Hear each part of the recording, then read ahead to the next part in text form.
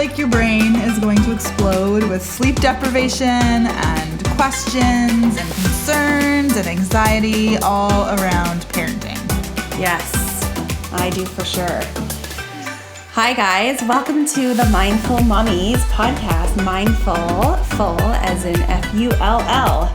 I am Brienne Morissette. And I am Stina Martinez. And we are sisters-in-law, and combined we have 4 very busy boys.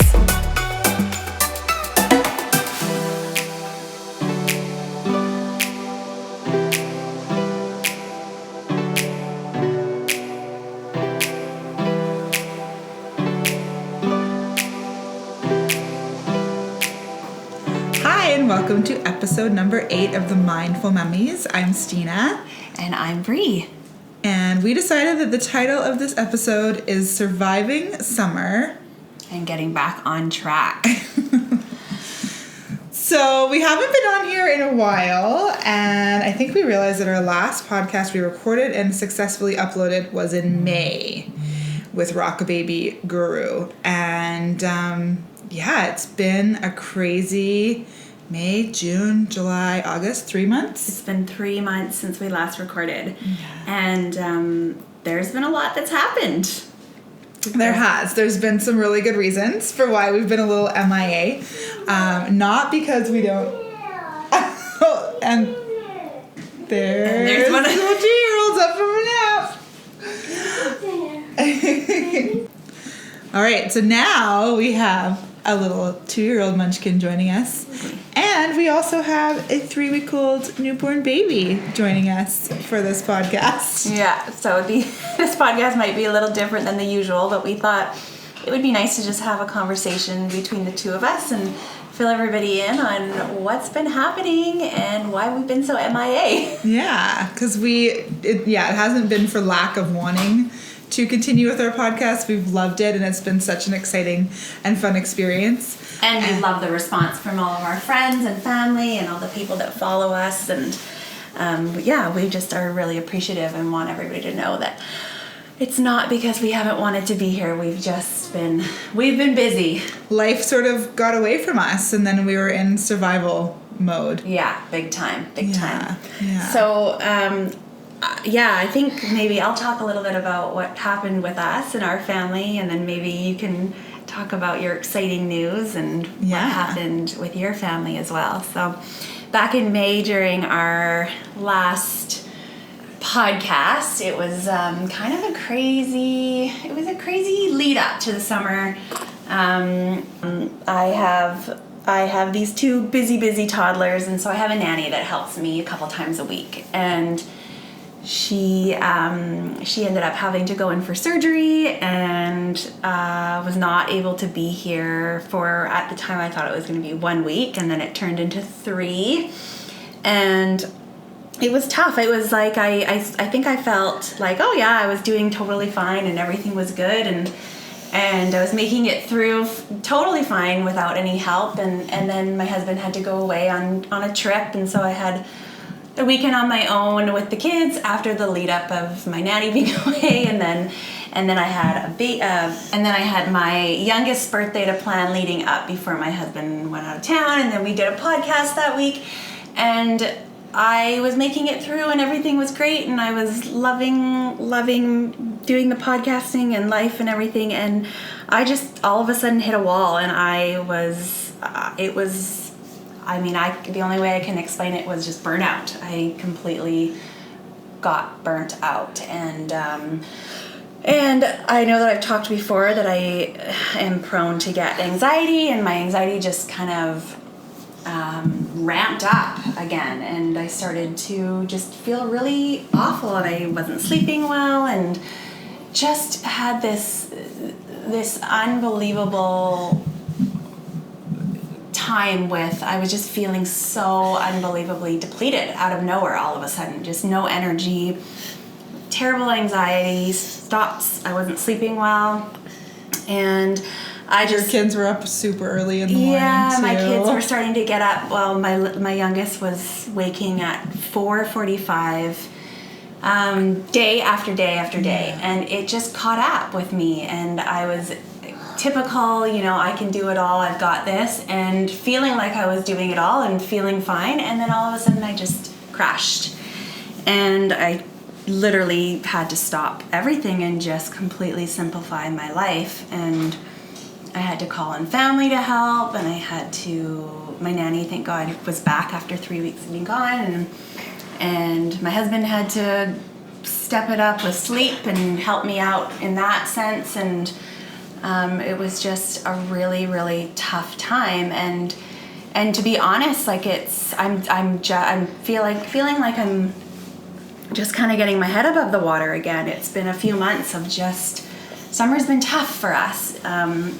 And then not only that, my youngest figured out how to crawl out of the crib. Yeah. So we were dealing with that too, and he was waking us in the middle of the night, and once again we had to hire somebody to help us teach him how to sleep again through the night, and we're still doing that again, and he's 2 years old. So it's like I can't even believe that we're going through sleep training again. Yeah. So yeah, it's been a lot of really, really taking time for me to just like do whatever I needed to get myself feeling back in control of my life, and what I needed to do for my family, and I just had to pull back on everything. I had to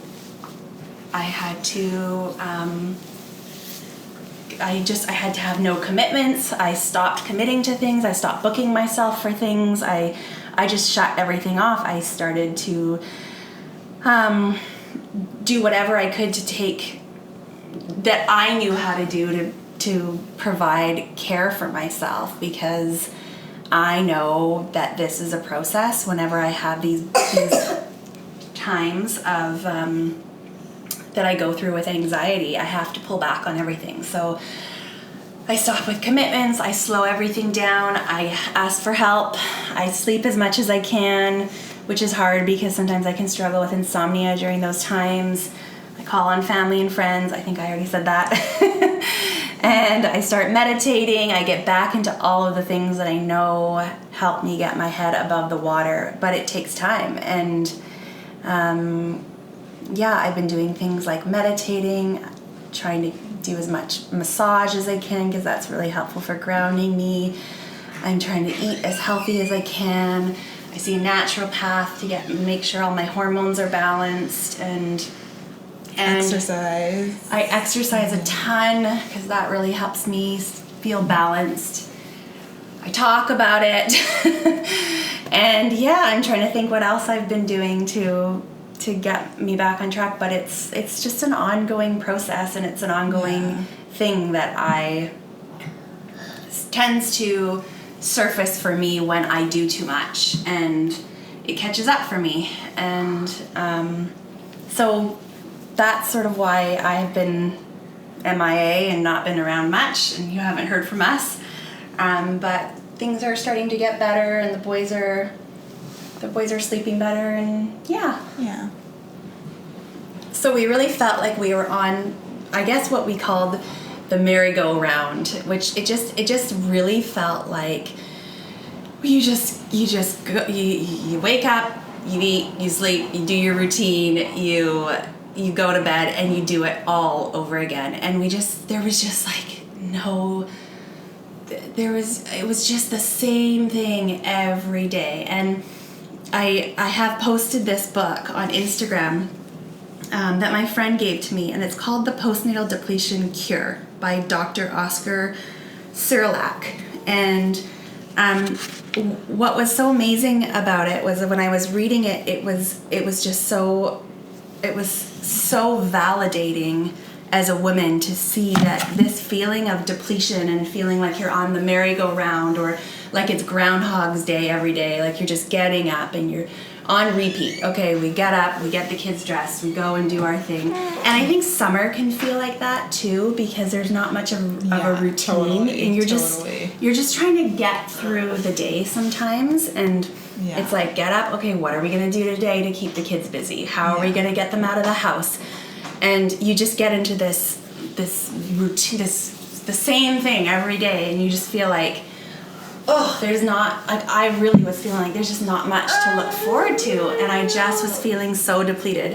And this book, sorry, we've got a little one here. This book was so validating for me, and it really talks about treating the woman as a whole, and talking about how that it's completely normal for women to feel all the symptoms of depletion, like nutrient depletion, sleep loss, emotional shifts that are all triggered by pregnancy, and how to get back from that. And that it's not just about, that we always hear about postpartum, that it's like, okay, well, when you have your baby, that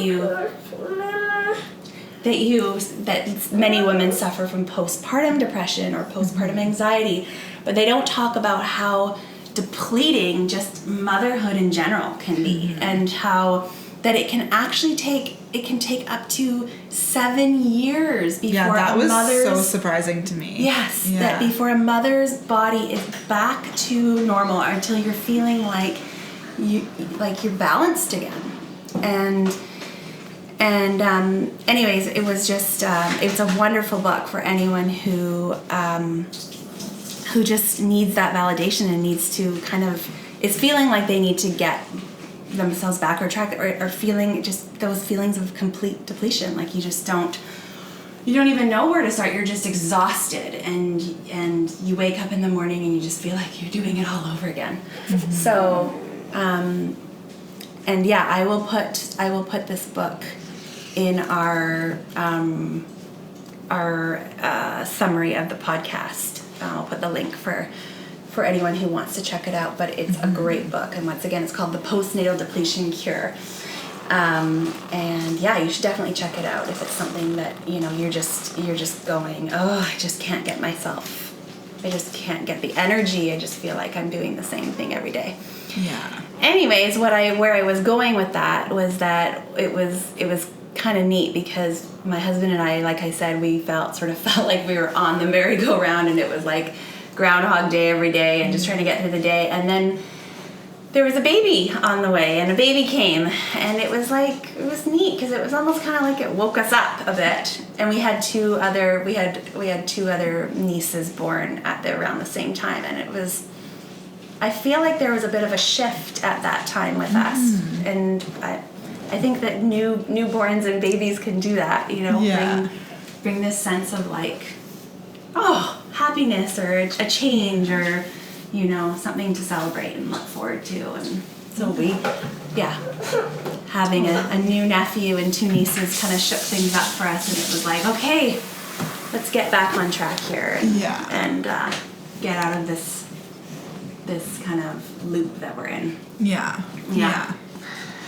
Yeah, and for me, oh my gosh, I mean, I was going through something similar, but also a little bit different, because I was in my 3rd trimester of pregnancy, and working full time, and I'm a teacher, so I was trying to sort of get through those last. If anyone out there is a teacher, or knows teachers, you probably know how crazy June is, and it's always like this huge ramp up. So I was talking about teaching and June and how crazy it is. And anyone who knows teachers or has ever been a teacher knows how insane the month of June is in a school. And I haven't really worked in high schools. I think high school is pretty crazy in June too, but elementary school is like right until the end of June, you're just ramping up with all the year-end parties and celebrations and field trips. And as a librarian, you're trying to get all the books back in the library and get everything clean and organized and ready for summer. And it's just so crazy busy. So I was trying to work full-time and take my 2 other kids to and from daycare and school. And I was in my 3rd trimester of pregnancy, and as if you've listened to our other podcasts, you know how I feel about pregnancy. I was not very happy. You were not a happy camper at the end. No, I was not comfortable. I wasn't sleeping well, and I just really didn't want to be pregnant anymore. And it was pretty warm here in Vancouver, and the schools that I work at, don't have air conditioning or anything, so I was just sweating every day, and really just in survival mode. Like, okay, I just have to get through the end of June. Yeah. And then I finally got to the end of June, and I was like, okay, this is great. I'm done. I can like relax now. And I quickly realized, okay, I can't actually relax because I have my 2-year-old with me. And similarly to your nanny being off, I had daycare closed for 2 weeks of the summer, which was also challenging. And I went down to less daycare, just 2 days a week, because I wanted to do stuff with my 2-year-old and my 7-year-old. But I realized I can't do all the fun summer things that I normally would want to do being pregnant. And so that was really frustrating because I was feeling so uncomfortable, and like we spend a lot of time at the pools, which I love and my boys love, but like my 7-year-old's like, when are we going to the water slides? When are we going to Playland? And I was like, I'm sorry, buddy, but this summer is going to be a bit different. Like the big exciting thing this summer is that you're going to have a baby brother. Mm-hmm. And I mean, I still try and do a lot of fun stuff with him, but we really had to slow things down and sort of get back to just like, okay, we're going to spend time together as a family, and we're going to do lots of fun things, but it's going to be calmer things. We're going to, bake cookies and stay in our pajamas until 10 a.m. and not like rush out the door to get to school and do those sorts of things. So it really turned into, how am I going to take care of myself and the baby that I'm growing so that I can also be a good mom to my older two. So it really took a lot of slowing down, and that sort of meant stepping back a bit from social media and stepping back a bit from mindful mummies, and it kind of worked out for both of us because we were both feeling like we just needed to slow everything down. And I feel like there's so much out there these days that I read about through social media or just talking with friends or blogs that I follow, about really how important it is to take those breaks. Yeah. From the day-to-day busyness, from the social media, from everything. Yeah, and I feel like, with me, it's like I feel like it takes somebody or something like whacking me over the head to be like, okay, now you've overdone it. Like it's just, it's like my body just goes, it just shuts down, and now I'm like, I really, really need to. I've said to myself so many times, okay, you need to come at this from a preventative way instead of like doing and trying to do it all and then burning out, and then it takes me 2 months before I feel normal again or feel like I've got the energy again to enjoy life, and it's Yeah, so I think it was a really good break for both of us at that time, especially in July. And then at the end of July, I was getting close to my due date. My due date was August 6th, and I had my friend's wedding on August 10th. And so I told the midwife, I'm like, this baby's coming early because I want to go to that wedding on August 10th and have a glass of wine.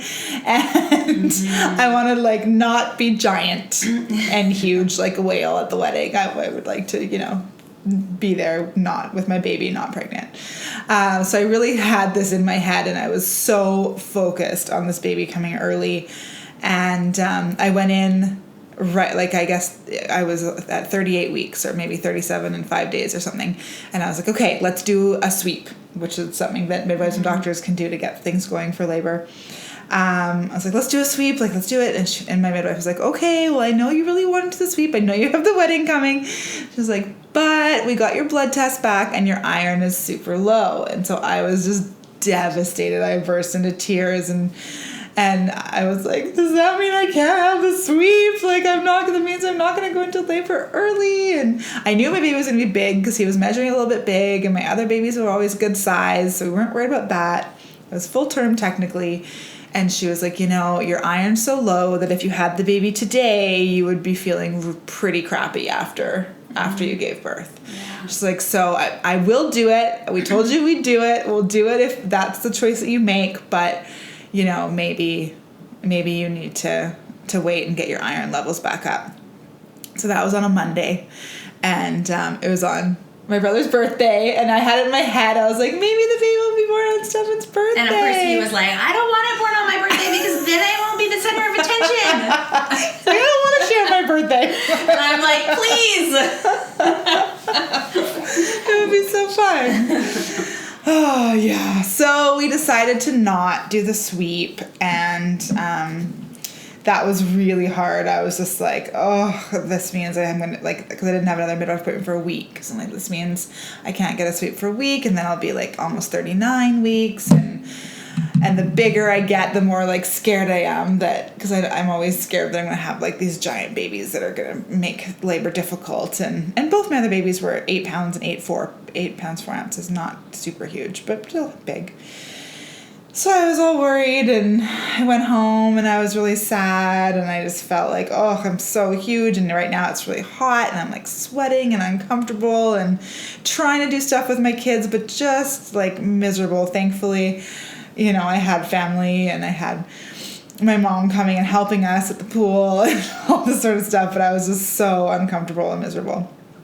And, yeah, and then on the Sunday, July 28th, I started feeling like cramps. And I was like, I wonder if something's happening. But I've had this a couple times. I don't know if I believe it. And I was like, maybe I should start timing these cramps. So I started timing the cramps, and they're 11 minutes apart. It's like 1 o'clock. You guys didn't tell us at all. No, because I didn't believe that it was real. And keep in mind, they live in our house downstairs. And we were at the beach, and we're like, oh, my husband's like, should we go home?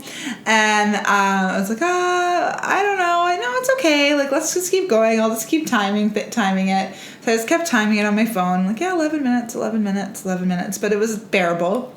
It was just like bad cramps. And so we're swimming in the ocean, and we went to his brother's house for dinner, for his family dinner night. And I was sort of timing things on my phone when we were at dinner, and my husband's stepmom, she was like,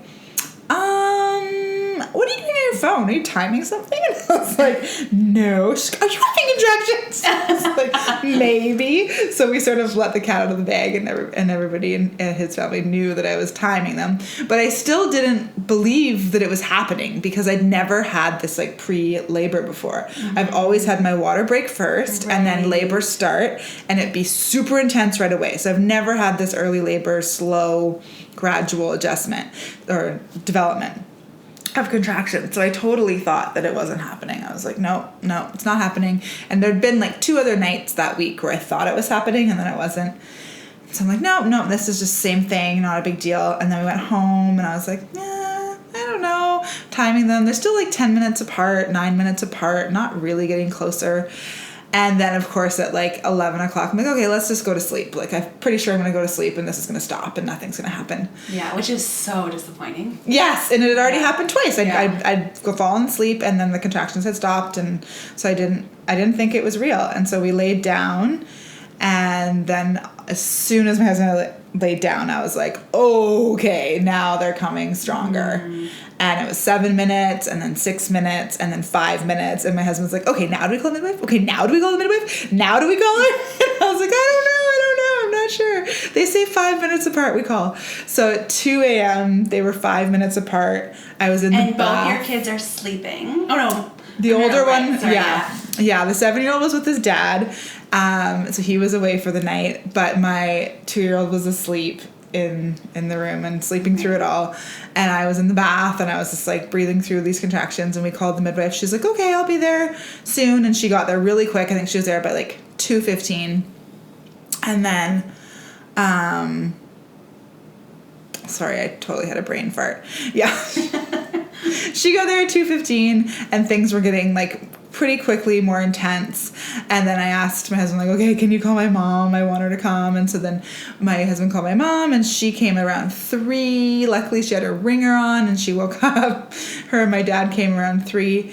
And then the second midwife came, I think, like at 3:30, like not very close to when he was born. And then the contractions were getting stronger, and the midwife was like, okay, so now is the time you decide. Do you want to go to the hospital, or do you want to stay home? And I was like, I don't know. I don't want to get out of the bath. She's like, okay, so do you want to stay home? And I was like, yeah, I want to stay home. I'm like, okay. I can't believe that it was left until that late. I don't remember exactly when it was, but it was like when but that's amazing that they leave it up to you until that moment. Yeah, like, you don't have to give them an answer.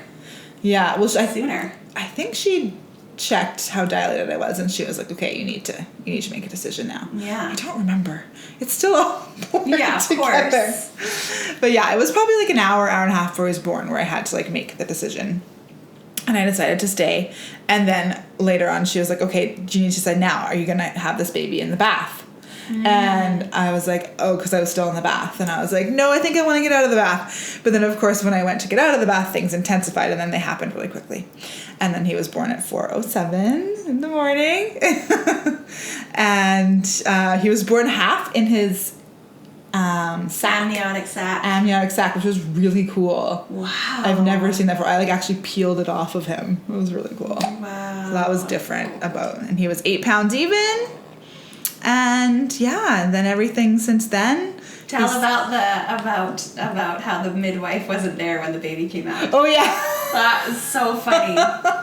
Well, I was pushing, and I guess they thought that I would be pushing for longer, and all of a sudden, like, my body, like, had the urge to push, and I was pushing, and then the midwife, I heard her voice, and I'm holding onto my husband's hands. He's looking at my face, and I'm sort of, like, on all fours in, like, cat-cow position. I'm looking at my husband, and he's right in front of me, and I couldn't see what was going on behind me. I had no idea. Like, I knew my mom was around, and I knew the midwives were there, and I didn't know exactly who was where. And all of a sudden I hear the midwife go, oh, there's the baby's head. And then I hear her go, oh, there's your baby. Reach down and get your baby. And I was like, what? And I, like, reached down and picked him up. And then afterwards she was like, yeah, we didn't realize he was going to come up that fast. She's like, nobody caught your baby. Oh my So gosh. he came out onto the bed. He and just like flopped on the bed. Yeah, I mean, It's so amazing. I didn't even notice that happened. She's just like, reach down and pick up your baby. And then she was there right beside me. Like, she was there super quick. Yeah. Super quick. So amazing. But apparently I only pushed for 2 minutes. Wow. And it felt a lot longer than that. Of course. But apparently only 2 minutes. Yeah, so we have a healthy baby boy who is 8 pounds even, born a week and a half before his due date, like a good baby, and he got to go to the wedding, and I got to go to the wedding. He's absolutely adorable. He's perfect. He's laying in Stina's arms right now, just like looking like an angel. He's pretty sweet. He's a good baby. I've been fiddling with the phones because I've been trying to get, my phone is full, storage is full, of course, but I want to take a picture because you should see I wanted to take a picture of you talking and him in your arms because he was so, oh my god, he was so adorable. Did you get one? And he just makes all these little like goat noises. Yeah. Like, You always forget how noisy newborns are, little gremlins. I know, and they make all these little noises. All night long. So yeah, and then the amazing thing was that was the next morning I texted you, and I was like, okay, what's the plan? Because one of my kids and one of Stina's 2-year-old, they have been going to this camp together, or daycare together, and the plan was to take them the next day. I said, okay, so what's happening with the boys this morning? And Stina said, well, actually nothing. Your nephew was born at 4 a.m. last night. And I almost dropped the phone. Like, it was just like, are you kidding me? And what's so funny is that once again, for those of you, if you've just tuned in, we live in the same house. Yeah. And my entire family was upstairs sleeping. Yeah. And did not hear a peep the whole time. Crazy. And there was like people coming and going. Yeah. It was like a full house downstairs. Yeah. I have to say, I mean, my 2-year-old slept through the whole thing. I only screamed at the very end when I pushed, which is the least that I screamed. My very first baby screamed the entire time. Second one screamed half the time. Third one only screamed on the final push. So pretty good. Well done. You're a pro. You are a pro. The midwife's like, yeah, you should have another baby. I'm like, no, that was it. That was it. You're perfect, and that's all. He is that I need. Perfect. He really is. Yeah. So then he was born, and we've been in like baby mode, and then a week later, my cousin had 2 twin girls. So we've just been welcoming all these little babies into our life, and it's amazing. It's so special. Yeah. So is it true that when they say that the third is like a wild card? Like, was he different than your others? Yeah, I think so. I mean, the fact that my water didn't break first and I had that, like, slow progression of labor. Yeah, I think that that was definitely different. I totally thought my water was going to break first. Yeah. Yeah. But he came earlier. Like, they each came earlier. So I like that. Yeah. I was happy about that because I've heard that, like, some thirds are super late, and so yeah, I was happy that he came the earliest. That was good. Yeah. That was really good. And now at 3 weeks, I'm, like, finally in a place where I feel like, okay, I'm getting the hang of this. I can breathe. I'm, like, excited to get back on track with September and have my 7-year-old going back to school and my 2-year-old starting some new programs and getting into a routine. Oh, my God, one more week and I can exercise because I just didn't feel like exercising at the end of my pregnancy, and that's so hard for me because exercise is, like, keeps me sane. So I'm so excited for us to be able to go for runs together. Yes, we can get, for sure.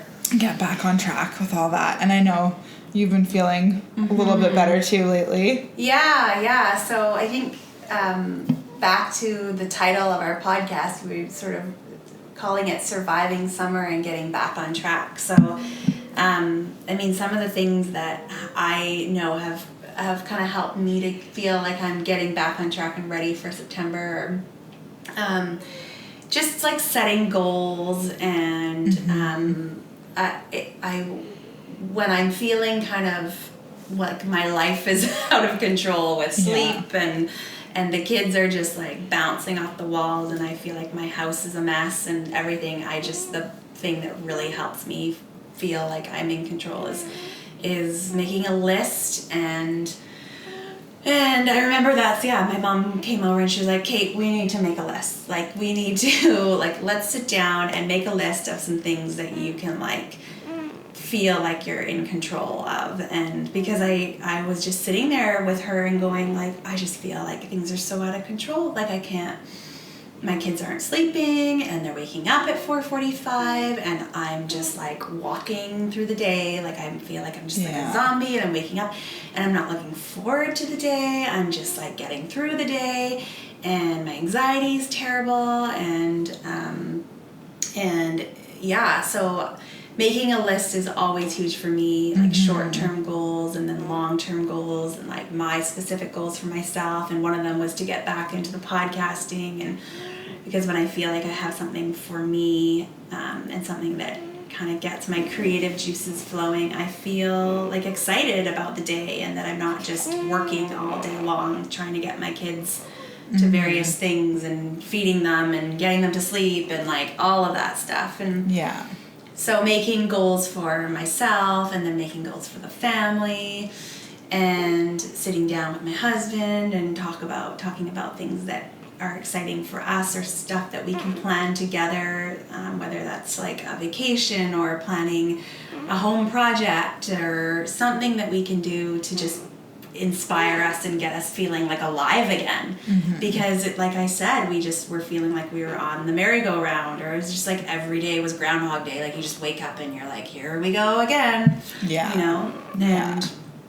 And there just was nothing. We just were finding it really hard, and we were in this we really got into this kind of negative like loop of just like things are so hard right now, and when you're in that state, it's so hard to get out of it and like force yourself to take control and take back your life and like take back your excitement and your zest for life, or how to like figure out how to get it back. And anyways, for me, like, and it's something that I always have to remind myself to do, is to make a list and work through the list. And totally. And one of the big things on our list that I'm so proud of that we accomplished last weekend was to eliminate bottles from our kids, and that's worked. So we're really, doesn't seem that big, but it's huge. It is. It was something that our kids it was like for them, it was like their cup of coffee in the morning. Yeah. Or their glass of wine at night. Like, it was their bottle. And so to just say like, hey, no more, and we did a little bottle parade where we sang a song and we walked the bottles out and we threw them in the garbage and It's amazing how just little things like that make you feel like, okay, I've got some control back. Like, I don't feel like everything's just like, you know, that I've lost all control, because sometimes it can feel that way when you just feel like your kids are dominating, and then to just do little things like that, like to pick a goal and just like accomplish it and tick it off your list is really helping. Yeah. And totally. Yeah, so that's something I've been doing for myself. What about you? Yeah, I mean, I think it was interesting last night, or the other night, we went to the beach, and we've been to the beach quite a few times since the baby was born, and people always look at us like, you're at the beach with a 1-week-old, or you're at the beach with a 2-week-old, or you're at the beach with an almost 3-week-old, and this woman said to me, she's like, yeah, I was just talking to my friend, this like woman sitting beside us on a log, I was just talking to my friend about postpartum, and she works with moms and postpartum depression. She's like, it's so great that you're out with a little baby. It's so great. And it's true. Like, that's something that I think my parents always taught me, was that, like, try and plan fun things, make fun things, like, get out of the house, have things to look forward to, like you were talking to, and make the most out of every day. And I really feel like that was something that was, like, instilled in me growing up. Like, we were always doing things, going to the beach, going for walks, going to parks, going on vacations, like, no matter what, we had fun things planned and to look forward to. And so I think for me, like, my sanity to stay sane with a newborn, even though I'm, like, tired and sleep deprived and it's crazy, and my 2-year-old is throwing temper tantrums, and my 7-year-old's having a hard time with the 2-year-old, and all this stuff is going on, and my husband's working long hours, and that having these little things to look forward to, and, like, even though he didn't get home from work till 7 o'clock, we still were like, you know what, we can go to bed an hour late, let's go to the beach, and let's go to the pool for an hour, and I'll, like, go and meet my mom at the pool and meet my dad and go for a picnic, and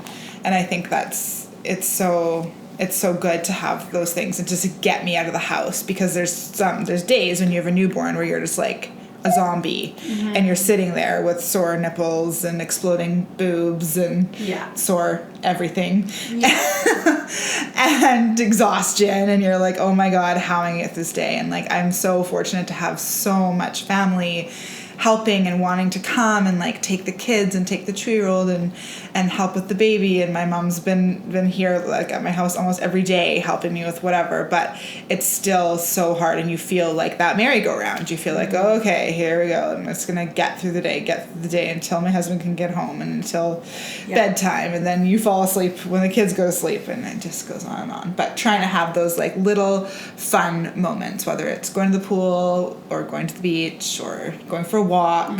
Yesterday we went for a walk over to Queen Elizabeth Park, this beautiful park near our house, and we sat at the duck pond while the 2 kids napped in the stroller, and we were like, oh, it's like a date. We're sitting at the duck pond just us talking. This is the first time we've talked in 3 weeks. So I think that's a really good coping mechanism too.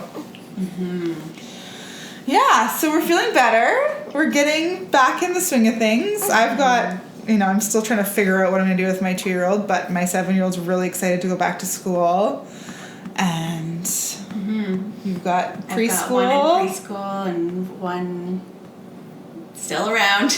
But I'm trying to think of things to keep him busy. And I think that was huge too, just knowing and having a plan for September too. Like, just having things lined up was big for me too, because I think I sort of made a mistake. Even though I didn't want any commitments this summer, I think that not having commitments was not great for me. I probably should have had them into a routine of going to camps regularly and stuff, but I don't know, who knows? I mean, I think it was also nice to not necessarily have a fully committed summer as well, and that was nice to have a break from that. And now I'm definitely ready for routine again, and I know my kids are too. Like, they're ready to get back into it and need that. And we're looking for something for our 2-year-olds to do. So if anyone has any good activities for 2.5-year-olds in Vancouver, let us know. We've got a few things planned. that. Yeah. We need something for them to keep them busy because they're two busy boys. Very busy. Yeah. Yeah. So that's where we're at. We're hoping to do another podcast very soon with some special guests. We have lots lined up and lots of ideas. So we're super excited about that. And we'll keep you... We'll definitely keep you posted, and follow us on Instagram so you can see all the updates. And thanks for tuning in. And if you liked the podcast today, subscribe and give us a review. We'd love that and appreciate it. And we're excited to get back into it again. Yes, more coming very soon. Bye, guys. Bye.